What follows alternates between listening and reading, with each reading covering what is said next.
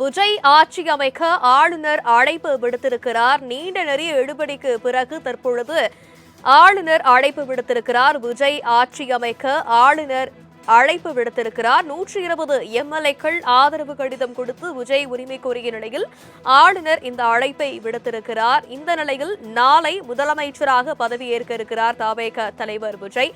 தவேக தலைவர் விஜய் ஆட்சி அமைக்க ஆளுநர் அர்லேக்கர் அழைப்பு விடுத்திருக்கிறார். தேர்தல் முடிவுகள் வந்த நாளிலிருந்து இன்று வரை இந்த அழைப்பிற்காக தமிழக மக்களே காத்திருக்கின்றனர் என்று சொல்லலாம். தவேக தலைவர் விஜய் ஆட்சி அமைக்க ஆளுநர் அழைப்பு விடுத்திருக்கிறார். விவரங்களை செய்தியாளர் நௌஷாத் விவரிக்க கேட்கலாம். வணக்கம் நௌஷாத், விஜய் ஆட்சி அமைக்க ஆளுநர் அழைப்பு விடுத்திருக்கிறார். விவரம் வணக்கம் தனலட்சுமி. தமிழக ஆளுநர் ராஜேந்திர விஸ்வநாத் அர்லேக்கர் குறிப்பாக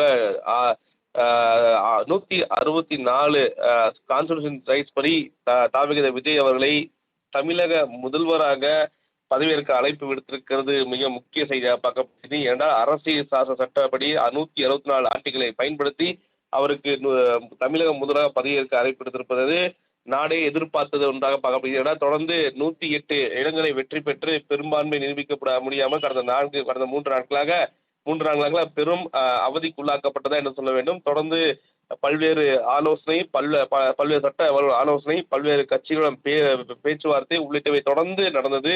3 முறை ஆளுநரை சந்தித்தால் அது விடை கிடைக்கவில்லை. 4ஆவது முறையாக இன்று சந்திக்கும் போது ஆளுநர் அவர்கள் தமிழக முதல்வராக ஜோசப் விஜய் அவர்கள் குறிப்பாக பதவியேற்பதற்காக அழைப்பு கொடுத்திருப்பது மிக முக்கிய ஒன்றாக பார்க்கப்படுகிறது. அதாவது மிக முக்கியமாக தாவேக இருப்பதற்குமே ஊழலற்ற ஆட்சி அமைக்க வேண்டும் என்ற கொள்கையை முன்வைத்து தொடர்ந்து மக்களை சந்தித்து பல்வேறு பிரச்சாரங்களை மேற்கொண்டு வந்தார். ஆனால் இந்த தேர்தலில் வெற்றி பெறுவாரா என்ற கேள்வி பல்வேறு நபர்கள் ஏராளமாக பேசினார்கள். குறிப்பாக கூட்டத்தில் பிரச்சாரம் மேற்கொண்ட கூட்டத்தில் வரக்கூடிய அனைவருமே ரசிகர்களே தவிர இவர் தொண்டர்கள் கிடையாது, ஒரு கட்டமைப்பு இல்லை என்ற பல்வேறு விமர்சனம் முன்வைத்திருந்தார்கள். அதெல்லாமே முழுமையாக மாற்றப்பட்டு மிக முக்கியமாக அதாவது தமிழக முதல்வர் ஜோசப் விஜய் பதவியேற்க இருக்கிறார். ஏனென்றால் பெரும்பான்மை நிரூபித்து விட்டார். இன்று 4ஆவது முறையாக தமிழக ஆளுநர் சந்தித்து குறிப்பாக பதவியேற்க அழைப்பு கோரிய நிலையில அந்த அதிகாரப்பூர்வ கடிதம் அவர் கொடுக்கப்பட்டிருக்கிறது. அழைப்பு விடுத்த கடிதம் வெளியா இருக்கிறது. அந்த வீடியோவை நீங்க பார்க்கலாம். ஏனென்றால் IUML, இந்திய கம்யூனிஸ்ட் கட்சி, மேலும் மார்க்சிஸ்ட் கம்யூனிஸ்ட் கட்சி உள்ளிட்ட கட்சிகள் மிக முக்கியமாக அவர்கள் ஆதரவு தெரிவித்த அடிப்படையில் இந்த கூட்டணி ஆட்சியை அமைக்க இருக்கிறார். ஏனென்றால் பல்வேறு விமர்சனங்கள் உள்ளாக்கப்பட்ட நிலையில தற்சமயம் அந்த தருணத்திற்காக தாவேக தலைவர் மிக காத்திருந்த நிலையில அந்த விமர்சனையும் தாண்டி தாவேக தலைவர் அவர்கள் ஜோசப் விஜய் நாளை முதல்வராக பதவியேற்க அந்த தருணத்தை தான் அவர்கள் தொண்டர்கள் எதிர்பார்த்து காத்திருந்தார்கள். அது நிறைவேற போவது என்பது மிக முக்கிய ஒன்றாக பார்க்கப்படுகிறது. தனலட்சுமி,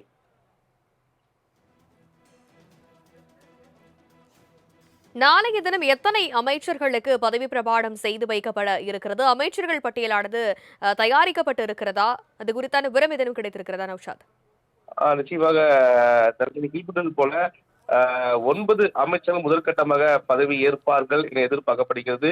ஆதவ் அர்ஜுனா, செங்கோட்டையன், வெங்கட்ரமணன், மேலும் அருண்ராஜ் உள்ளிட்ட மூத்த நிர்வாகிகளும் மேலும் சில அமைச்சர்களும் பதவியேற்க இருக்கிறார்கள். அதற்கு பிறகு ஒவ்வொருத்தராக அறிவிப்பு வெளிவரும். அதற்கான அமைச்சர்களுக்கான அறிவிப்பு பட்டியல் வெளியிடுவது கூட்டணி கட்சியிலும் எடுத்திருப்பதால் அவர்களுக்கு ஏற்றாற்போல் அந்த துறைகளை ஒதுக்க வேண்டும். அவர்கள் என்ன துறைகள் கேட்க இருக்கிறார்கள், அதை எவ்வாறு ஒதுக்க வேண்டும் உள்ளிட்டவை குறித்தும் கேட்க ஆலோசனை இருப்பதால் முதற்கட்ட அமைச்சராக இவர்கள் பதவியேற்பாக எதிர்பார்க்கப்படுகிறது. ஏனென்றால் செங்கோட்டையன் அவர்கள் மிக முக்கியமாக பொதுப்பணித்துறை மற்றும் நிதி அமைச்சரை கேட்பதாகவும், அதே துறையை ஆதவதினா மற்றும் அருண்ராஜ் கேட்பதாகவும், வெங்கட்ரமன் கேட்பதாக கூட அதில் போட்டி இருப்பதாக பார்க்க முடியுது. இருந்த போதிலும் எந்த துறை யாருக்கு ஒதுக்க போகிறார்கள் என்ற எதிர்பார்ப்புக்கு இடையில் தான் தற்போது அந்த 9 அமைச்சர்கள் பட்டியலுடன் தாவேக தலைவர் விஜய் அவர்கள் ஜோசப் விஜய் அவர்கள் நாளை முதல்வராக பதவியேற்க இருக்கிறார். காலை 10 மணிக்கு பதவியேற்க இருப்பதாக ஒரு தகவல் வெளியாக இருக்கிறது.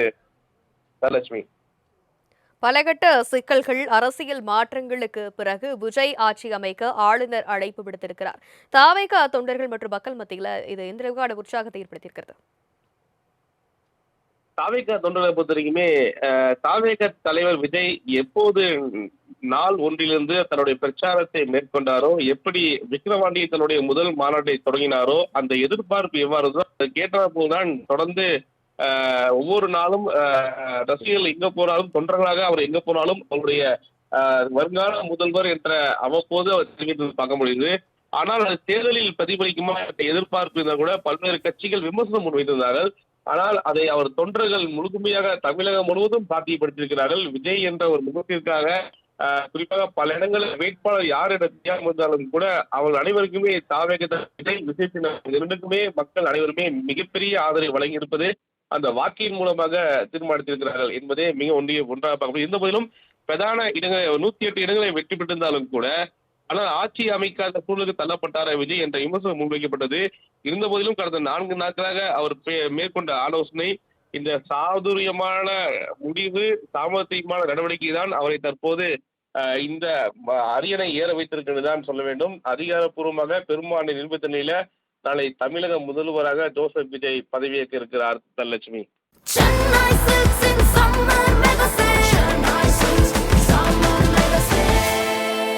The Chennai Silks in Mega Summer Sale.